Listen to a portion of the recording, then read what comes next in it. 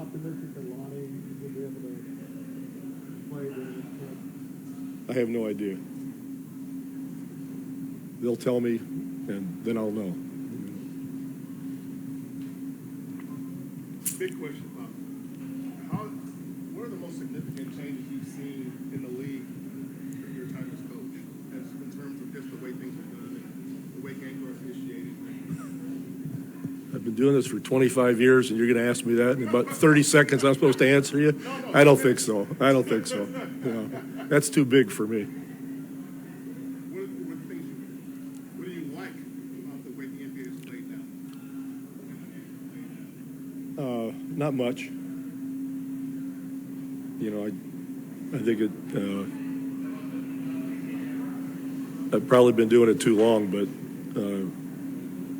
you know, Golden State's one of the few teams you enjoy watching play because they move without the basketball, and you know, they shoot threes like everybody else, because if you don't, you're an idiot. You know, analytically, you have to shoot threes, but it's become such a huge part of the game. We've lost a lot of the other aspects that we all used to love about the game. So, you know, I always make the joke that I think we should have a 4 or 5 point shot and make it a real circus. You know, fans will go even crazier. You know, so. The Warriors have said that the Spurs had the model franchise, just with being constant contenders and kind of having like a dueling time. Where the Warriors now have kind of this dueling timeline where they have their star core with like the younger guys and they're developing something that they're going to be foundation for the future. What are your thoughts on what the Warriors are doing right now? They are doing and have done a great job. They've got a great culture. You know, they're all on the same page. They play for championships. They do it with class. What else can you say? You know? Is it enjoyable watching? I know that Larry Brown with Memphis this year was coaching. What about it? Was it enjoyable knowing that he was back in it and coaching with Oh, sure. I mean, Larry's one of the all-time greats. So to have somebody participating and, you know, helping out a young guy like Coach Hardaway, it's great. Great stuff. The schedule dive back a little bit, maybe fewer games, not just the Warriors, but many teams have. You know, as a reasonable person, it would be hard not to argue that, I think. So I can't disagree with you. You know, people might want us to play even more games so they can see these stars more, but that's a diminishing returns sort of proposition. You know, having the players healthy and being able to see them is important. So I think fewer games spread out would be wise, without a doubt. We had this weird thing about load management. You know, I remember a $250,000 lesson that I experienced in the past. So yes, I'm aware of load management. My bad.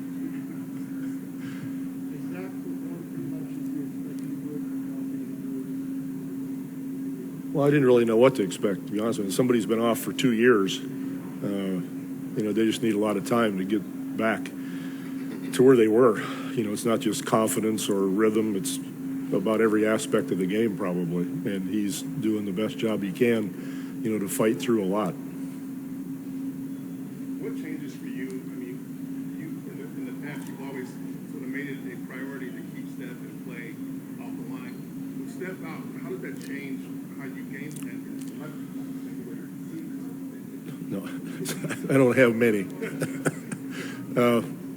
You know, the game plan doesn't really change all that much. You know, the Warriors are the Warriors. If you can't stay in front of them, if you can't guard, if you don't get back in transition, if you screw up all your switches because of their great movement, you give up too many easy buckets because they're going to make some threes. So limiting the easy buckets, limiting the free throws, you know, keeps you in the game, assuming that you don't turn it over and you shoot halfway decent that evening. So that's usually the plan.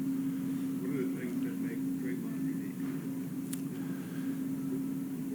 Well, I think the most obvious is that he's basically a savant defensively. He communicates and runs the whole show. He knows who's on the court, on his team, on the other team. where the danger spots are. He understands the spatial relationships on the court. He knows where to help, where not to help, how to direct somebody else who isn't, as aware as he is. So all those things through 48 minutes really add up and help a team make a lot of plays that, add to winning for sure. That's the thing that stands out most about him. Secondly, nobody's going to compete any harder than he does. He wants to win badly. And that's something that coaches love to count on in a player night after night after night. You've got somebody who's competitive, but also a leader, somebody that people respect and will follow. So he's pretty special. And since you brought him up, I need to thank him again. Every chance I get, I thank him for helping us get the gold medal because he was huge in that effort. Steve didn't do anything. Steve just stood on the side and had a beer. He didn't do much. But did that experience give you an even greater appreciation of what Draymond does? Oh, absolutely. And it wasn't, the games are so much shorter over there. And we didn't have much time to practice and do a lot of things that we might have wanted to do. But his leadership is what was really huge for us. He was so vocal, so adamant, so locked in at practices that we did have, timeouts, games, half times, all that sort of thing. He was a hell of a leader. KD did his job as he did in every Olympics, scoring and doing what he does. But Draymond was very special in that regard. Yes, sir. Closer to this than most of us went back away the war. Does he find that any trouble? It's been hard to even think about basketball, to be honest with you. It's just become so insignificant in your day-to-day, and with every photo that you see on TV, it's kind of like, I'm actually glad that stuff's on TV. Like when things started to come on TV about Vietnam, that's when it changed. People didn't know what the hell was going on in Vietnam, all the lies we got told and all the atrocities all over the place, back and forth. And here, any sane individual would be just traumatized by what they're seeing. And it's still impossible for us, as I'm sure you agree. We can't feel what it'd be like to drive your wife and your daughter and son to a border and say goodbye and know you're going to go back and die because the Russians are going to pull this bullshit that, a lot of people fall for, including some of the people in our government. Those are the people that really make me sick. For political and personal reasons, they're willing to jump on a Putin bandwagon and use that. Guys like Cruz and Crowley, and you can just go down the list, and they're just despicable people for even thinking about saying the things they've said. Or you've got the people on Fox News I won't even name. They know what they're saying. They're highly intelligent people, but they're still willing to do it. Just lickspittles of the highest order. That's probably enough trouble for me.